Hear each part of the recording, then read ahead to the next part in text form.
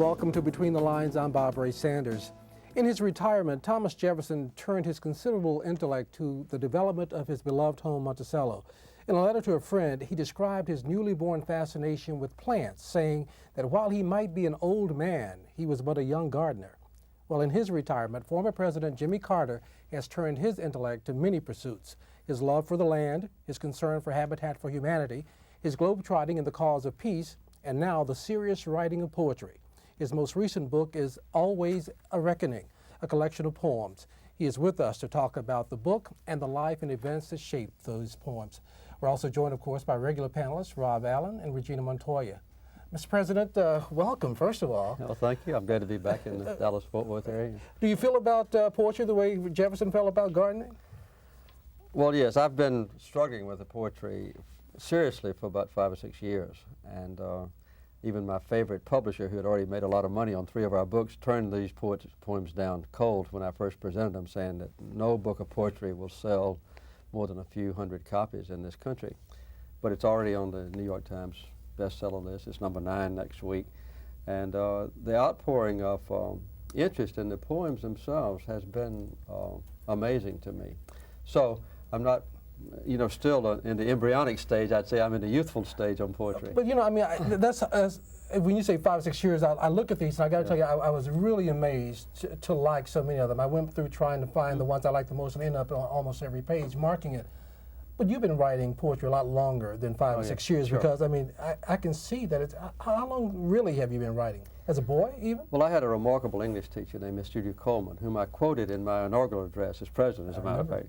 And she required us to read and memorize a large number of famous poems. And then about once a month, each student had to write a poem for her critical eye.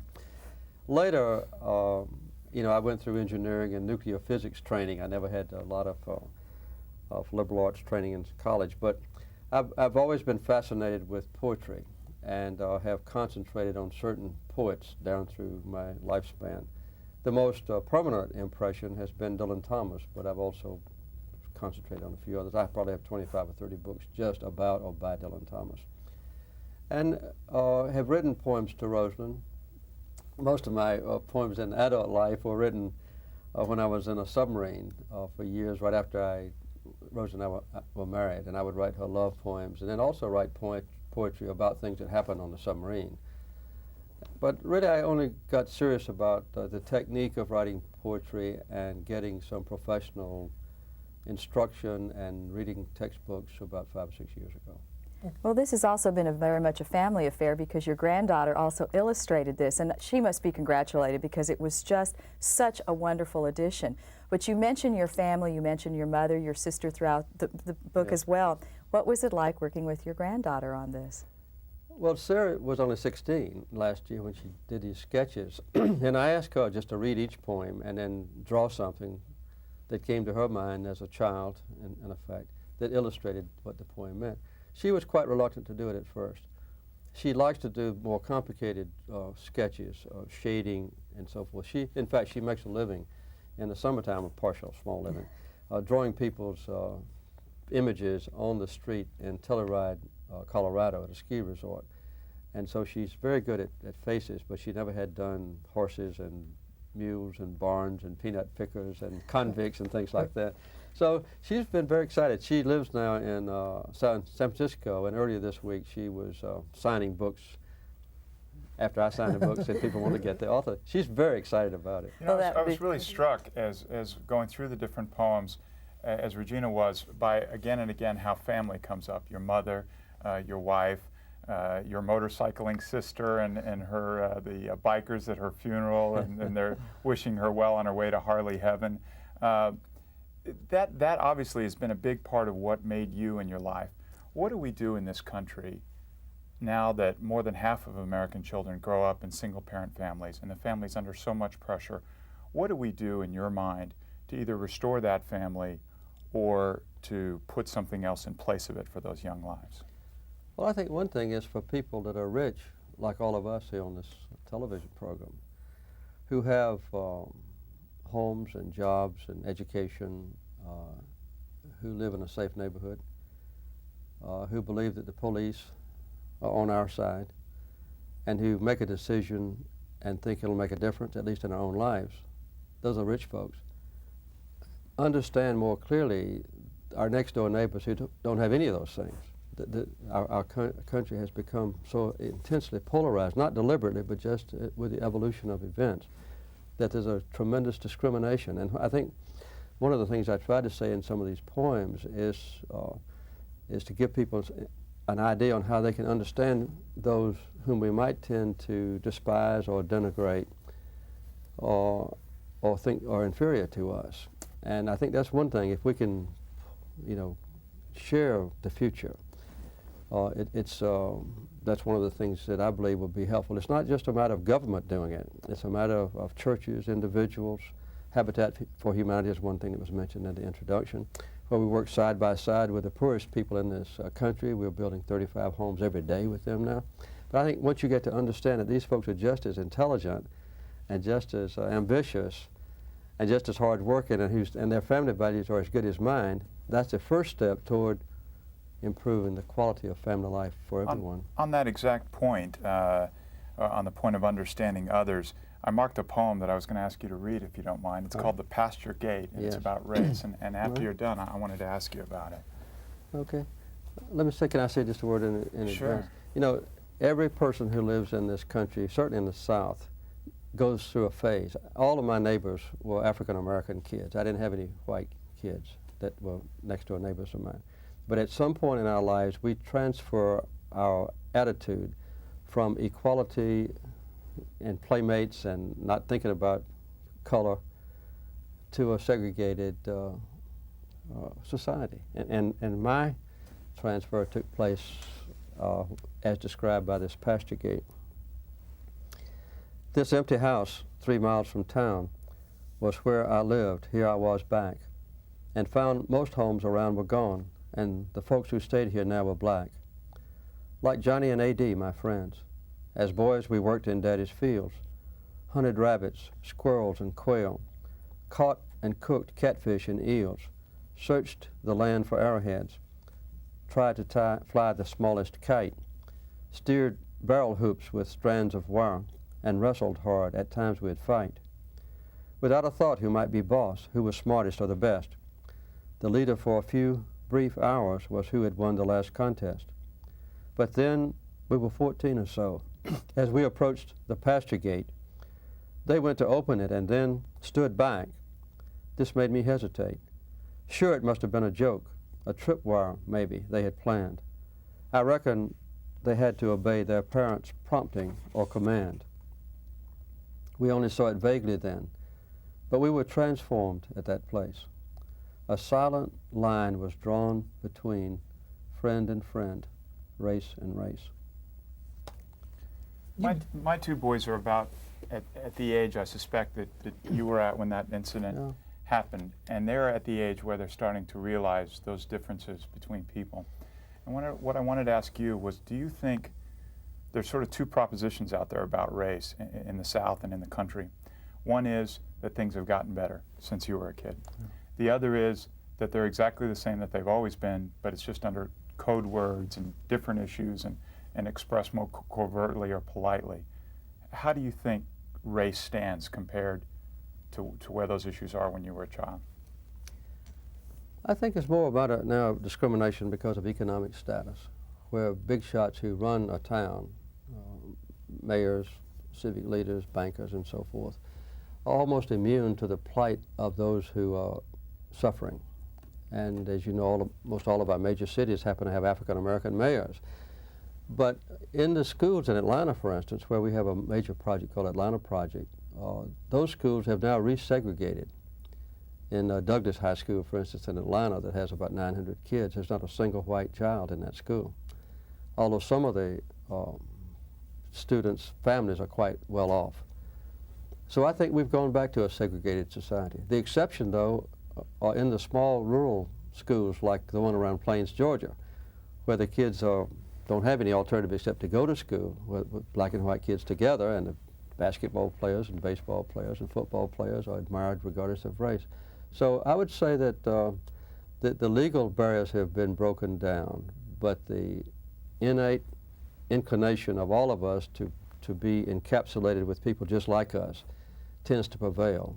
But Mr. President, have we reached the point where I'm hearing at least one presidential candidate say now that we need no more affirmative action, we need no more set-asides. In fact, all those executive orders that would have brought people into place where they were once left out should be done away with. Have we reached that point?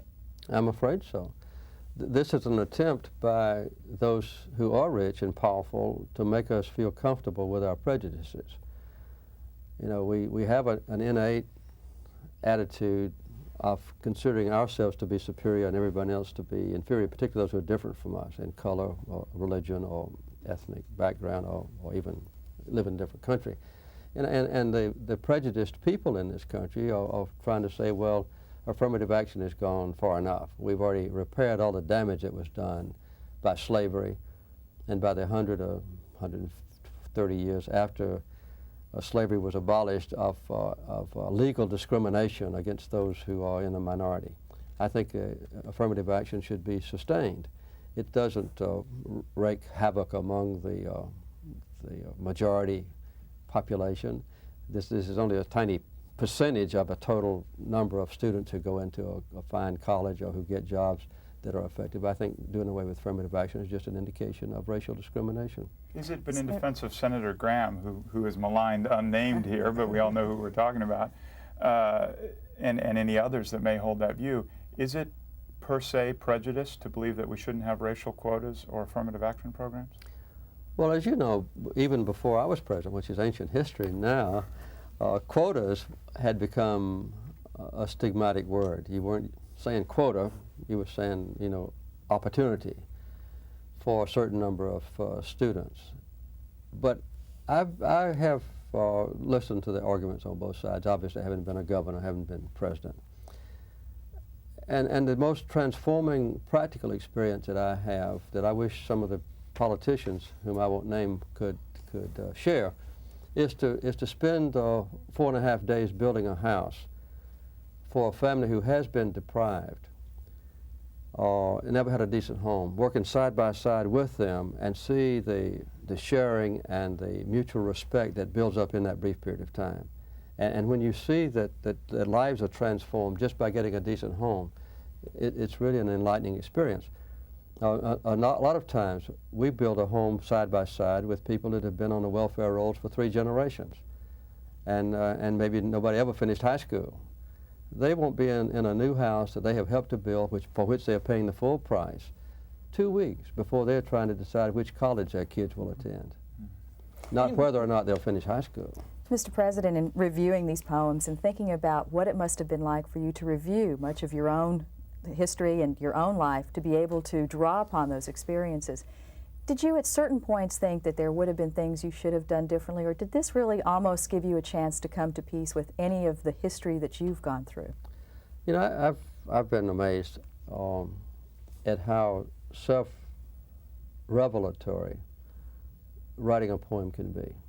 When you get down to a point of searching for the word that is the most truthful and the most accurate and the most clear and the most incisive, and then the word that goes next to it fits in with it, you strip away the artifice or the concealment that you may have had in your own heart against remembering something or in exposing yourself. And I've been really surprised at some of the emotions that I have had pin up in my heart about my father when I began to write poems about him. And my wife and I, you know, had been married 45 years when I started writing these many of these poems. And she said, "Jimmy, I never knew you felt that way." And I said, "Well, you know, I don't think I ever realized it either."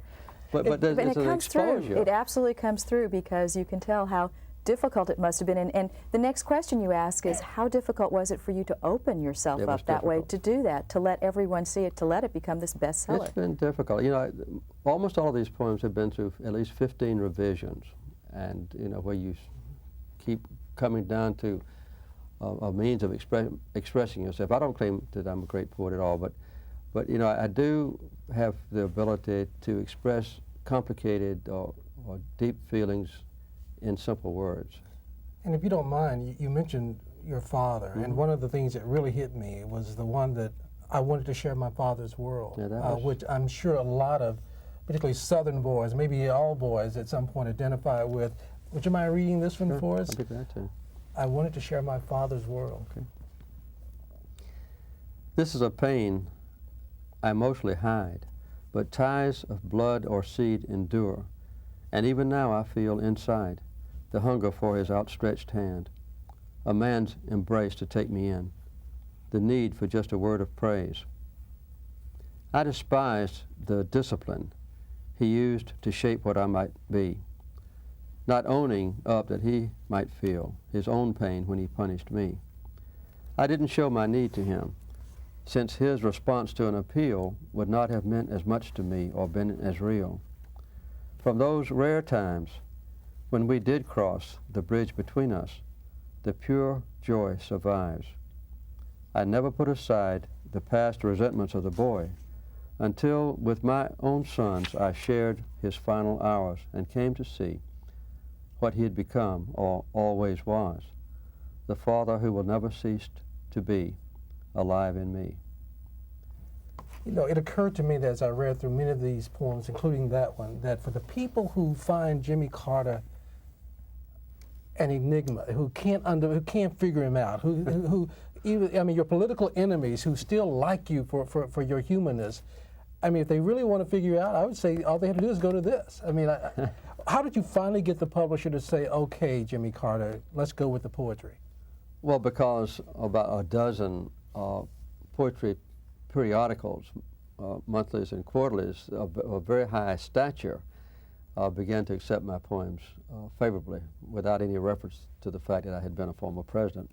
And they turned down a lot of them, but when the publishers saw that the poems were acceptable to poetry experts, then I think that was a convincing factor. President Carter, in a few minutes we're going to ask you to close out by reading a beautiful poem you wrote about your wife, the First Lady. Today's First Lady has been criticized a great deal for getting involved in policy making, but even a couple of the leading Republican candidates for president, Bob Dole has talked about having his wife, former Labor Secretary, take a more traditional role, but Phil Gramm, of all people, has made it clear that his wife, Wendy, a former head of the Commodities Exchange, will in fact take a leading policy-making role. What do you think about that? Is it appropriate that an unelected spouse, male or female, of the president take a leadership role in policy-making? Well, Rosalind, I think, played it quite well. You know, she was in charge of our effort on mental health, but did not hold any official position. When I had some difficult assignments to carry out, like in Latin America, we had a buildup of totalitarian dictatorships, and they were moving toward nuclear arsenals. I couldn't go down there, so I sent Rosalind down to represent me. But she stayed in the background, and except for highly secret things like the stealth bomber technology, which was the most secret thing that we had when I was president, I shared what I was considering doing with Rosalind, you know, in the privacy of the White House, and I took her advice. Another very fine thing is that a wife, or maybe even children, if you have adult children, can be out in the country much easier than a president can. And she could come back and say, Jimmy, this is just not working in the public school system. Or this mental health program is just needs to be revised. And so, you know, her advice to me was very good. But so I think that each First Lady, each president has to be on his and her own. And they have to make a decision what's best for themselves. To close out, I think that maybe Hillary did go too far, she and Bill, in putting her officially in charge of a massive effort on the public health system. And I don't think they'll make that mistake But what again. about other advice for the president? Not that we would expect you to share, you know, what you tell him in confidence, but from a broad perspective, you must be able. You're obviously, from these poems, an empathetic person, and you have that ability to feel his pain, as it were, as he's facing some of the same challenges that you faced. And as a fellow Southern Democrat, and the only other president, I believe, that was not a World War II era individual, essentially. So you have to empathize with a lot of his problems. Yeah. Well, but you're another person, I guess, of that post World War II era in a lot of our minds, at least. Yes. And both of you faced difficulties in dealing with the leadership climate in Washington that you came to as outsiders. What would you suggest the president do to get his presidency back on track? Well, I think his his public opinion poll figures are going up, but they go up and down. I think two things. One is to cooperate with the Republicans whenever possible and let the country know very clearly, I am cooperating on this or that. One example is a line item veto. The other one is to be very firm and consistent and clear and not wavering on things that you will not accept, and just veto the heck out of bills that violate your commitment. I think a massive tax reduction, which the Republicans are proposing, capital gains, is something that Bill might very well say, I will veto this. I think to remove the restriction on the sale of automatic weapons designed only to kill people is something on which he should stand firm. And let the people know this is a president on whom we can depend to cooperate fully whenever possible and be flexible and accommodating and cooperative, but be tough in standing up for principles when there's an honest difference of philosophy. Mr. President, some of the principles that you've been tough on and articulated to President Clinton included the issue of human rights.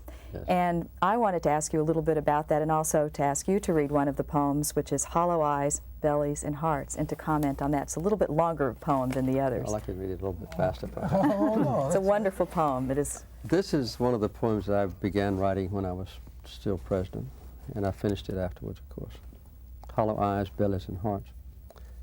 This shocked some people. I've had some letters expressing concern about this poem.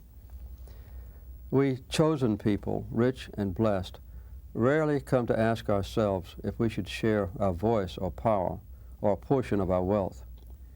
We deal with problems of our own and claim we have no prejudice against the people different, strange, whose images we would dismiss. Hollow eyes and tiny faces, hollow bellies, gaunt limbs there, so far away, why grieve here for such vague, remote despair? Human debris tries to reach a friendly port, however far. We can't pay them mind forever, wretched dregs from an ugly war. With apartheid's constant shame, black miners slave for gems and gold. The wealth and freedom are not theirs. White masters always keep control. Bulldozed houses, olive trees axed, terrorist bombs, funeral wails. No courts or trials, prison still. The land is holy, hate prevails. One alone in a Chinese square confronted tanks while others fled. He stood for freedom for us all, but few care now if he's jailed or dead. Visits in the dark of night by lawful thugs, indrawn breaths of fear, and then the last farewells. The death squads won't admit the deaths. Torture, murder, bitter loss of liberty and life, but they are friendly tyrants. What would all our cautious questioning convey? Why think of slaves, nameless deaths? Best be still as in other days. Response was bland to Hitler's deeds. Should we condemn our father's ways? We chosen few are truly blessed. It's clear God does not want us pained by those who suffer far away. Are we to doubt what He ordained?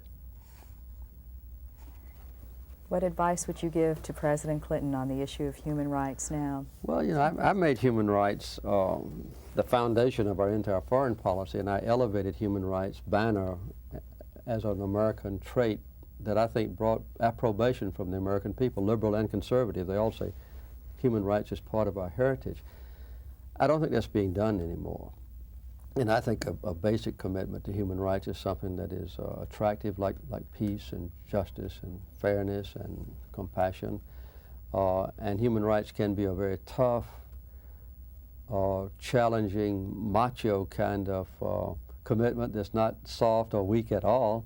So I would hope that human rights would come to the forefront again. Mr. President, speaking of advice to this president, baseball is in the national conscience right now, and for the Congress perhaps. You've attempted to help out in this, or at least offered yourself? Yes. Before I went to Bosnia last fall, I offered to the services of the Carter Center. We're experts on mediation. Things that worked in North Korea and Haiti and Bosnia and other places around the world I thought might be at least helpful in the baseball strike. But our services were turned down. And when I came back from Bosnia, again, I offered our services, talked to folks in the administration and both to the player and owner representatives. But again, they said they didn't need our help. But the services of the Carter Center are still available, Well, free of charge. What do you think about what you've seen happen? I mean, it seems so bungled and selfish and a lot of other Does it seem things. silly at all to you to have the President of the United States and the full majesty of that office and the power of Congress being applied to what some people see as a fight between two groups of greedy millionaires? Well, the two groups of millionaires are not any more worthy of condemnation than, say, two groups that are fighting in Bosnia and killing tens of hundreds of thousands of people. It's not a matter of condemning the people who won't agree. It's a matter of applying the highest science of mediation to get them to come to an accommodation. And this is a highly developed science. It has not at all been used in this baseball strike resolution. What has to evolve is for both sides to trust the mediator, and you have to come out with an agreement where both sides win. And you don't have one villain and one hero. You have two people, two groups that say, we both won. Mr. President, we feel like winners because you're here. Really appreciate it. Thank you. That's all the time we have. If you have any comments on the show, call our viewer response line at 214-740-9359. Join us next week on Between the Lines. And now we close with one more poem to Rosalind.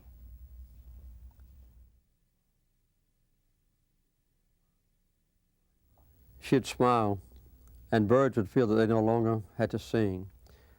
Or it may be I failed to hear their song. Within a crowd, I'd hope her glance might be for me, but knew that she was shy and wished to be alone. I'd pay to sit behind her, blind to what was on the screen, and watch the image flicker upon her hair. I'd glow when her diminished voice would clear my muddled thoughts like lightning flashing in a gloomy sky. The nothing in my soul, with her aloof, was changed to foolish fullness when she came to be with me. With shyness gone and hair caressed with gray, her smile still makes the birds forget to sing and me to hear their song.